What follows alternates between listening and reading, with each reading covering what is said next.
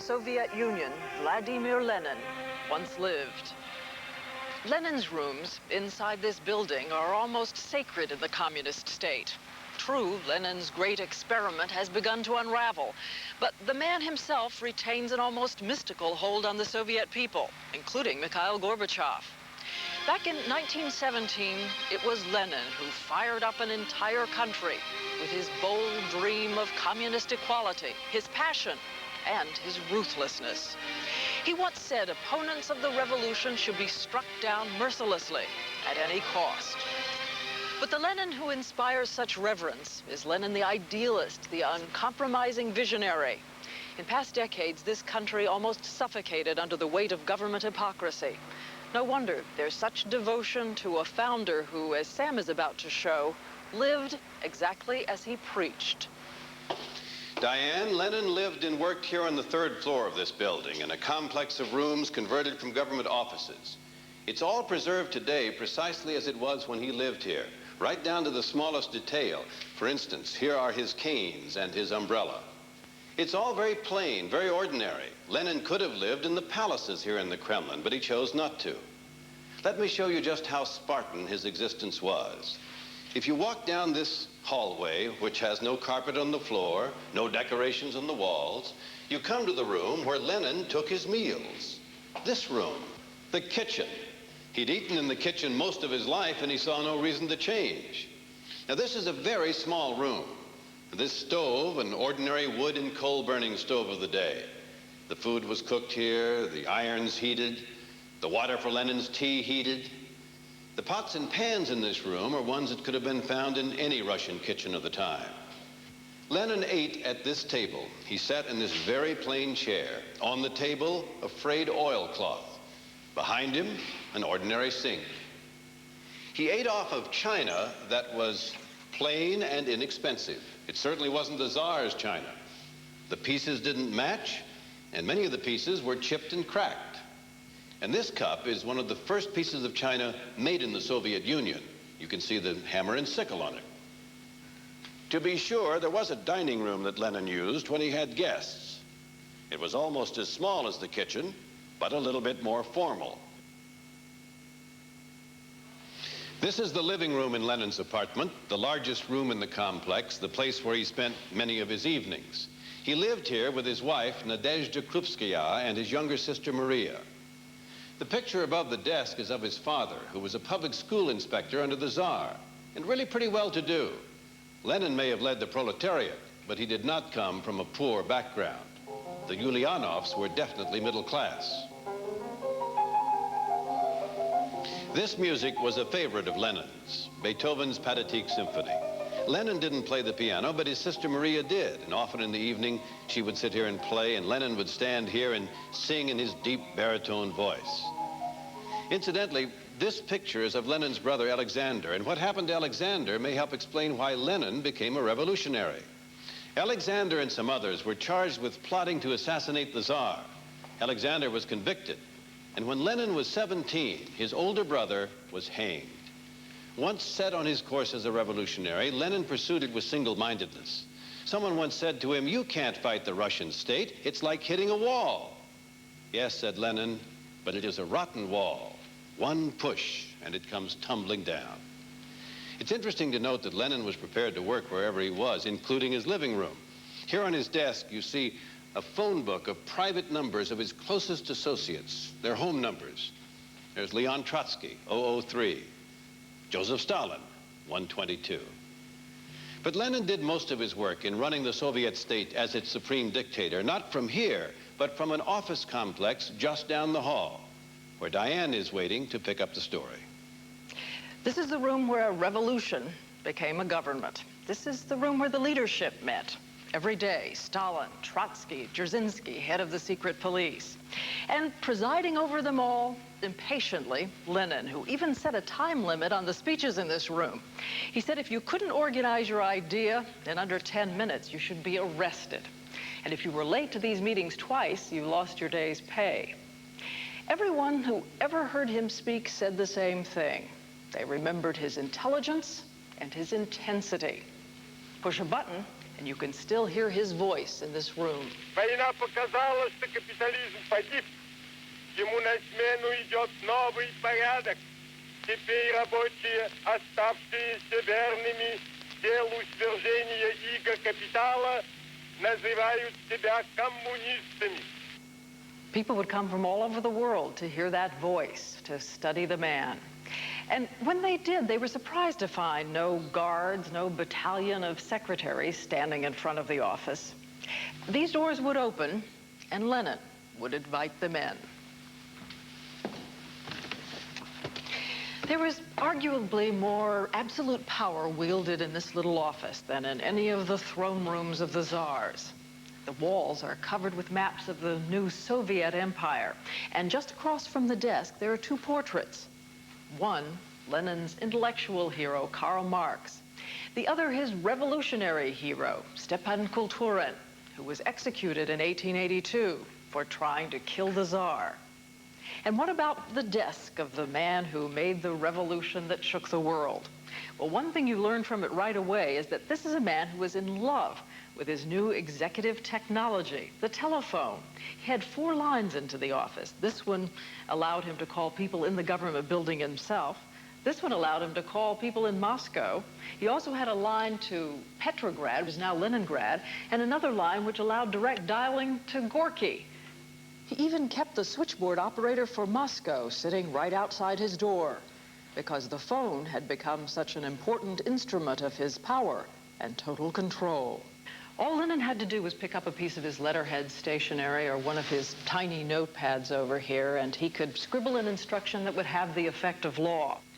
In fact, some historians believe that it was in this office he ordered the brutal execution of Tsar Nicholas and his family. And one time he wrote out a note that was a bit of severe management instruction for Stalin. Stalin had complained that he was having trouble with his telephone service. Lenin suggests he threatened to shoot the man in charge of telecommunications. Winston Churchill once said that Lenin's mind was a remarkable instrument, a light that could shine and reveal the whole world. And every day he would spend a couple of hours alone reading. 2,000 books in the library in this office, 10,000 books in the library throughout the apartment. He used to begin meetings by asking the people participating which language they'd like to speak: English, French, German, or Russian. And he would customarily arrive early in the office, for him about 9:30 or so, because he'd spend hours and hours here, sometimes till 2 or 3 in the morning. But it was in December 1922 that Lenin came to the office, felt weak. He'd already had 1 stroke. The clock on the wall says it all. Lenin left this office at 8:15 for the last time. Lenin spent most of his time now in this room, his bedroom. He and his wife had separate bedrooms. They each had an identical bed. And it was on this bed, beneath their picture, that he lay and dictated his political last will and testament. In it, he clearly showed his regret that he had elevated Joseph Stalin to be party secretary. He described Stalin as rude, as coarse, vulgar, a man of excessive ambition. He hoped that Stalin would not be his successor, but he foresaw that he would be. It was from this window that Lenin looked at the Kremlin for the last time on October 19th, 1923. On that day, he went to his home in Gorky to continue his recuperation. Doctors thought he was making progress, but on the 21st of January, 1924, Lenin suffered a seizure and died at the age of 53. So Lenin passed from the scene, disappointed that the world revolution he had forecast had not occurred, bitter that the revolution he had directed was falling into the wrong hands. There continues to be a debate over whether Lenin, if he had lived longer, would have acted on the evidence that communism wasn't working and changed it. But perhaps the more interesting debate is the one unfolding now in the pages of the Communist Party newspaper, Pravda, a debate over whether it wasn't Lenin who paved the way for Stalin's brutality. After all, Lenin practiced terror before Stalin. Lenin believed in terror as a tool of governing, a fact now being hinted at in the pages of a newspaper beginning to live up to its name, Pravda, the Russian word for truth. Coming next, we'll take a look at the government buildings in the Kremlin where Lenin's successors, Stalin, Khrushchev, Brezhnev, and Gorbachev, all made decisions that shaped a nation and changed a world. When Primetime from Moscow continues. WTAE-TV, Pittsburgh.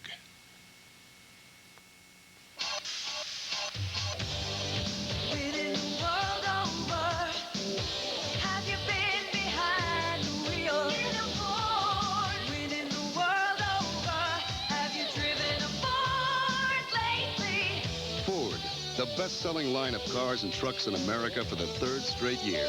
And this time, by our biggest margin ever. Winning the world over. Have you driven a Ford lately? We are on the threshold of a new decade. The future holds unlimited possibilities. Challenges. Some which could plunge us into the depths. Preserve our agile planet. Others which could raise us to new heights. Grow old along with me. Opportunities to help people enjoy a more active, healthier retirement. The best is yet to be. To stretch our children's minds. Open your computers, please. To develop advanced technology and strengthen our competitive position in the world. To reach above and beyond to better the lives of future generations. The choices we make now will write our future. At Merrill Lynch, our vision can help you realize the promise of the decade to come. Merrill Lynch, bullish on the 90s. In Paris, they lined up in the streets. In Rome, it was standing room only. In L.A. and New York, his concerts sold out in an hour.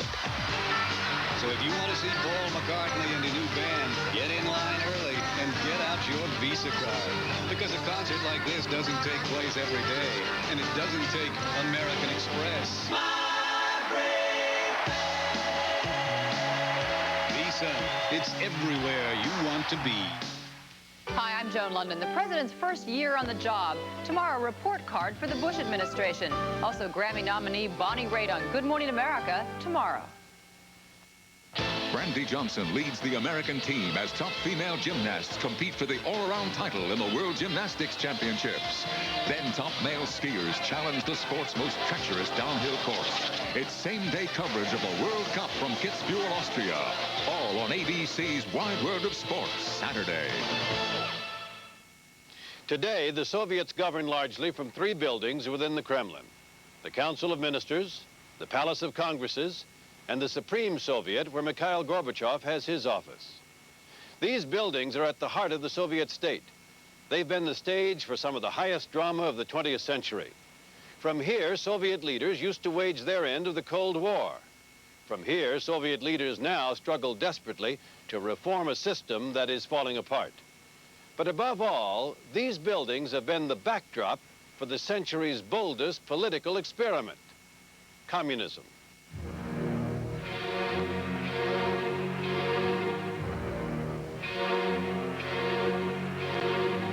But Lenin's experiment was corrupted time and again by backstage power struggles, beginning with one of Lenin's own mourners, Joseph Stalin. This was his inner sanctum. Stalin concentrated more power in the Kremlin than Russia had ever known, turning it into a secret fortress. He would plot against his enemies, having put a tap on all government phones. If Stalin didn't like what he heard, his lucky victims would only be purged. We all felt during Stalin's time endangered, you see, because Stalin had considered that only dead are not dangerous. Sometimes even the whole family would be killed, you see, even the children. Valentin Berezhkov was Stalin's translator. As more and more of Berezhkov's colleagues disappeared from the Council of Ministers, Berezhkov sensed that the building was haunted. You passed by an office which belonged to Bukharin, for example, and now you know that he was shot. And you went by Zinoviev and he was shot.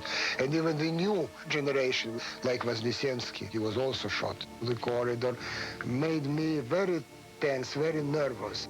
Apparently, not many of Stalin's aides trusted the walls of the Council of Ministers. When Nikita Khrushchev was one of Stalin's deputies, he was often summoned by one aide or another in the middle of the night, but they would meet in the dark outdoors. Khrushchev's son-in-law, Alexei Azhibay, often accompanied him. On such occasions, they would walk around the cathedral square while I would sit in the car and wait. It was rather scary, you know. Really like some dark fear overcoming you there in the Kremlin.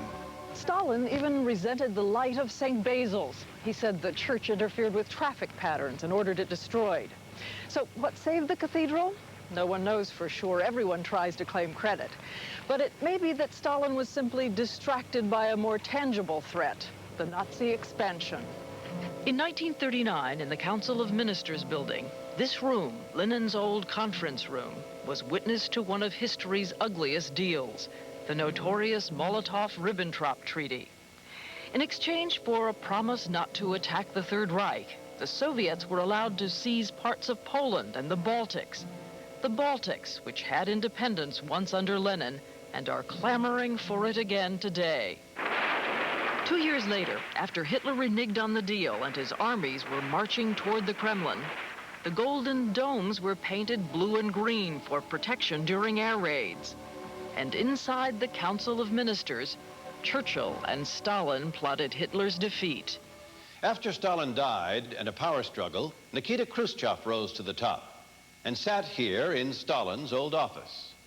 It was here that Khrushchev agonized over the U-2 crisis, sanctioned the building of the Berlin Wall, and carried the world to the brink of nuclear war by trying to install nuclear missiles in Cuba. A face-off between the young American president and the wily ruler of the Kremlin. The American journalists here kept looking up at the minister's building, and they saw that the lights were on around the clock in Khrushchev's office. At the same time, in Washington, the lights were also on continuously in the White House. In and out of crises, Khrushchev kept the minister's building and the adjacent presidium restricted to officials. But he tried to demystify the Kremlin by opening it to tourists for the first time in its history. In thinkings, the same for the Muscovites of that time as for the Germans now, the opening of the Berlin Wall.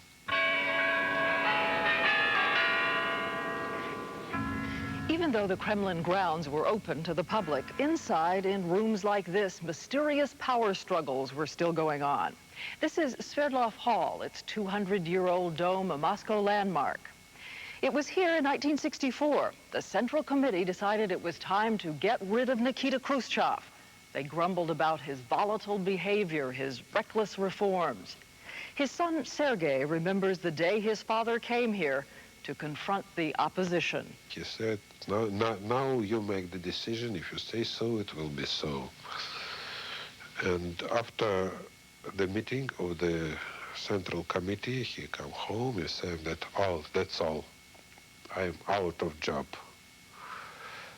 It was very sad day. For the next 18 years, in a building Khrushchev built, the Palace of Congresses, Soviet Parliament convened to provide a rubber stamp for Leonid Brezhnev. But today in this hall, and in the chamber of the Supreme Soviet, the country's highest legislative body, you can hear sounds not heard in the Kremlin for hundreds of years. President Gorbachev getting a taste of his own glasnost. Are the days of the closed Kremlin fortress really over? Here's the daughter of Nikita Khrushchev. It's finished. That's my idea. And now something new must begin. One of those most responsible for beginning something new is Nikolai Ryzhkov, Prime Minister of the Soviet Union. Many say the second most powerful man in the country. We talked to him about the Soviet Union's stormy seas. We understand there's a very grave situation in the Caucasus, in Azerbaijan. Can you tell us if the killing continues there? The number of people killed as compared to Saturday and Sunday is now decreasing. In fact, almost none. However, the mood among a certain part of the population is still very tense. So you will do what you need to bring it under control? Yes, we have to bring in troops in order to prevent more clashes between two large, well-armed groups. Otherwise, there would be many deaths. In the future, we will turn to political and legal means to bring the situation back to normal. But people in the United States look at the turmoil, Azerbaijan, Lithuania, the economic difficulties, and this is the question you hear them asking over and over again. How much political danger is President Gorbachev in? Is he going to make it? Gorbachev and the party took the road of reforms in 1985. And we were well aware that the political, social, and economic reforms would not be easy. That's only natural. After all, these are revolutionary changes. But I have no doubt that Gorbachev, with the Communist Party, will, of course, be able to handle the problems. But we read one report that President Gorbachev had offered to resign at one point. There was a time when Gorbachev said that if the policy of me and my colleagues isn't acceptable, well, then other people should be in our place. Recently, you apprehended one of your own diplomats, charged him with spying for the United States, and sentenced him to death. Has he been executed? I can't say. Is it possible that if he has not been executed, his sentence might be commuted? I don't know who you're talking about. We have our own laws, and we act in accordance with those laws. For spying, the penalty is death. Just one more question, Mr. Prime Minister. You'll think I'm obsessed with this subject, but you would say then that President Gorbachev and this government is in no political danger? I don't think it is correct to say political danger. I would say political difficulties. We are going through a very difficult time. We'll be back with some closing thoughts from Moscow. As Nancy Walsh saves for her son's education, her savings and those of millions like her are invested in business. When business grows, our nation prospers and becomes more competitive in the world, which could open up a world of opportunities in the decade ahead. And who will be there, seeking out those opportunities for you and Nancy Walsh? Merrill Lynch. We're bullish on the 90s. How does a Ford Escort buyer differ from an import buyer? An Escort buyer gets more features for less money than Civic or Corolla buyers. Features like a bigger engine, remote power mirrors, speed control, tilt steering, and air conditioning, making an Escort buyer much cooler than an import buyer. No wonder Escort is the world's best-selling car. See your dealer now for low financing or a $1,000 cash bonus on Ford Escort. Friday, some seniors are committing crimes for the security and proper health care of prisons. For whatever reason, they just can't cope. Plus, chemical peels that burn away wrinkles. How you can keep from getting burned. Watch 2020 Friday. Primetime, live from Moscow. Brought to you by Merrill Lynch. We're on the threshold of a new decade of opportunity. We're bullish on the 90s.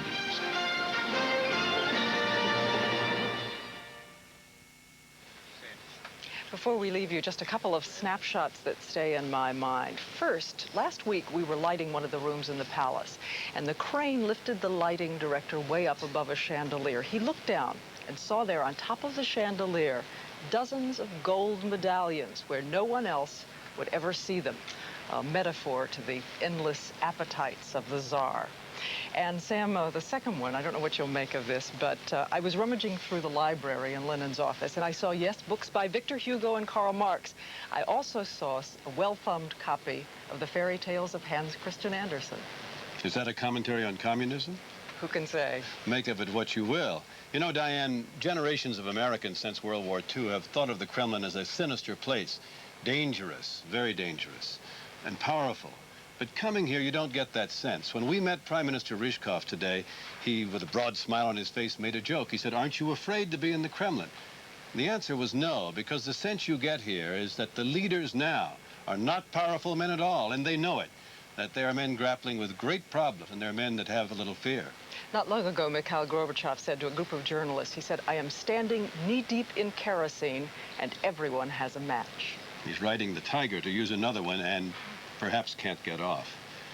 Well, we want to thank Gostella Radio's officials. That's the state-owned and operated television system here. Without their cooperation and help, this program would not have been possible.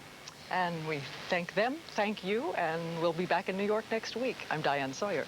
And I'm Sam Donaldson. Incidentally, the mayor of Washington, D.C., Marion Barry, was arrested at a downtown Washington hotel tonight and charged with narcotics violations. Ted Koppel will have more on that story tonight on Nightline after the late news. I hope you'll join us again next week from New York for another edition of Primetime Live.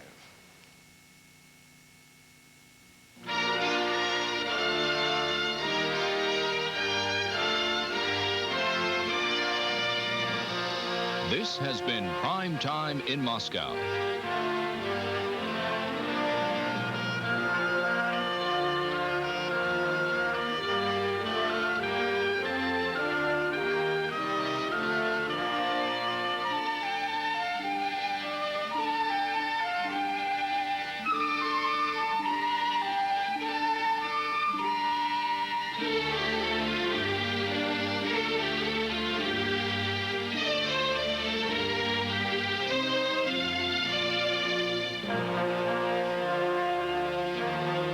If you would like a transcript of Prime Time in Moscow, send $4 to 267 Broadway, New York, New York, 10007.